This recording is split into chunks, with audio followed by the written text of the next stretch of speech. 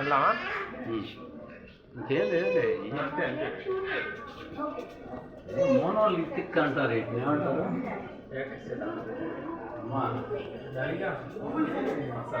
monolithic अंतर